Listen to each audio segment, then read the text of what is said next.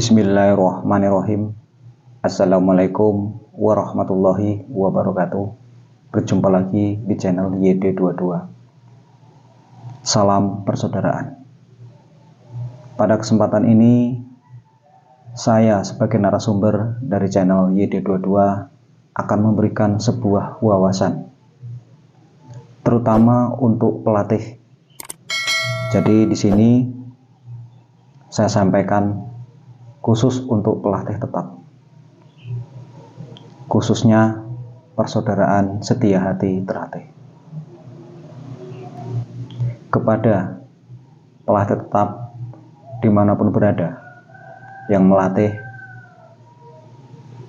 perbanyaklah wawasan, perbanyaklah pengalaman-pengalaman, karena pada saatnya nanti siswa yang dididik itu ketika putih nanti itu pasti banyak pertanyaan, yang mana biasanya pertanyaan itu akan timbul di luar nalar hati kita.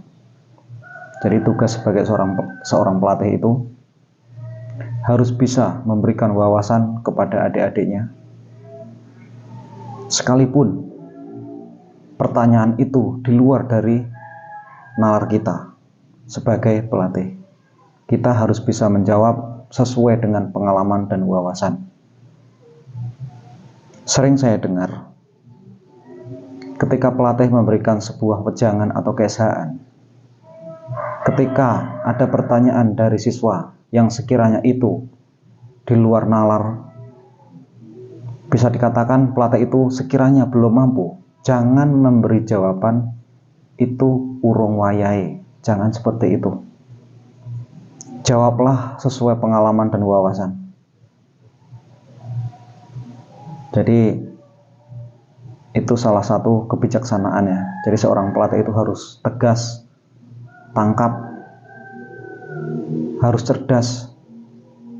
Makanya pentingnya seorang pelatih itu tidak hanya dalam senam jurus, gerakan, tidak ya, tapi kerohanian, pengalaman dan wawasan harus benar-benar dikuasai.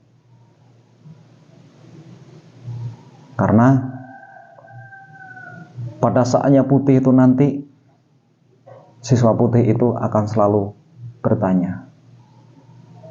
Banyak hal-hal yang perlu disampaikan, banyak hal-hal yang perlu diketahui ketika siswa putih itu masih banyak kekurangan, masih banyak wawasan yang perlu digali lagi. Makanya jadi seorang pelatih itu harus bisa memberikan suatu arahan yang pas menurut pengalaman dan wawasan. Itu adalah kunci seorang pelatih. Jadi seorang pelatih itu tidak mementingkan hanya sekedar materi dan jurus, gerakan-gerakan yang lainnya, namun kerohanian itu lebih utama. Kenapa? Jangan sampai adik-adik yang kita didik itu salah pemahaman. Jika adik-adik itu salah pemahaman, yang salah bukan adik-adik tapi pelatihnya. Itu yang paling penting. Jadi buat saudara-saudaraku, sebagai seorang pelatih, semangat terus berjuang untuk mendidik manusia berbudi luhur, tahu benar dan salah. Kembangkanlah sesuai ajaran setia hati. Jangan ditambah, jangan dikurangi. Maksudnya jangan ditambah, jangan dikurangi itu ketika kita berlatih atau melatih. Latihlah sesuai sakralnya. Baju ya apa adanya. Sakral dipakai, baju dipakai, tali baju ditali, sabuk mori, sabuk asli, itu baru seorang pelatih yang luar biasa. Karena tidak mengurangi, tidak menambahi. Yang dimaksud menambah itu, wah, banyak ya di luar sana, itu banyak yang di belakang di belakang sini ya, di belakang baju ya, itu ada yang ditulisin pelatih ya. Jangan. Seorang pelatih yang berwibawa tidak seperti itu.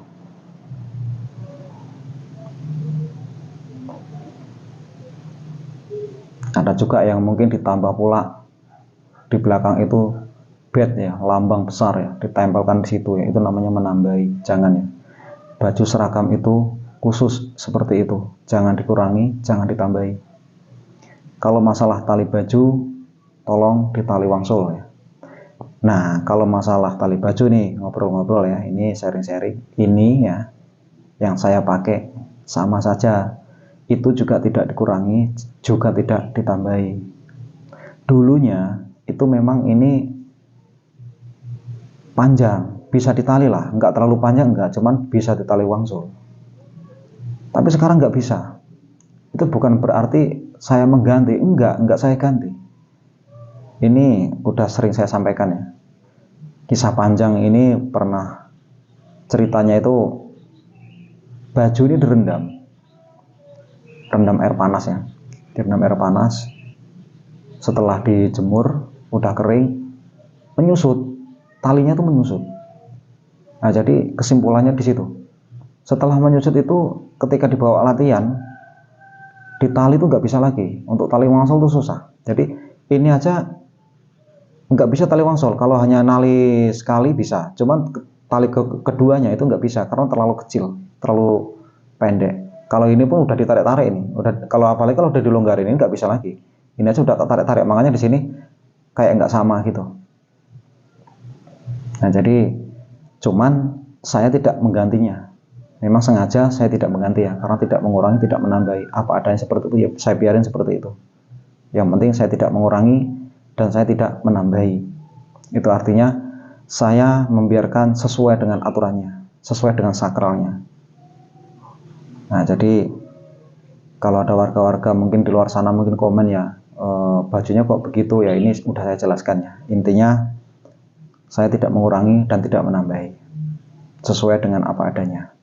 Itulah baju sakral yang wajib kita pakai apa adanya seperti itu. Jangan dikurang-kurangi, jangan ditambah-tambahi, karena itu sangat sakral ya.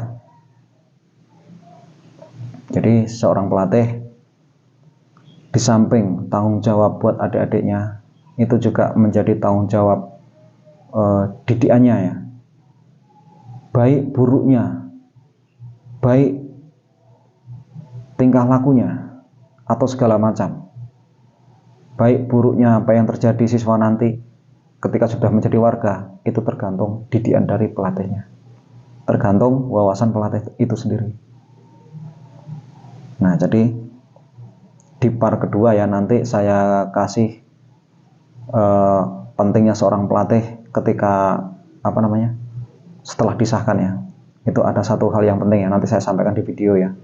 Jadi kalau yang dalam video ini cukup sampai di sini. Intinya seorang pelatih itu harus bijaksana, harus berwibawa, harus banyak pengalaman dan wawasan. Itu seorang pelatih.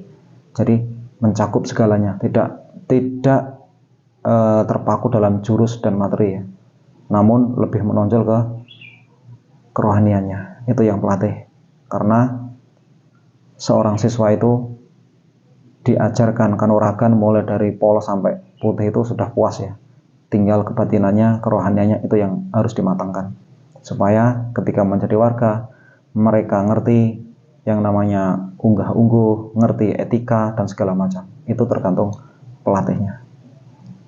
Jadi mungkin itu yang bisa saya sampaikan.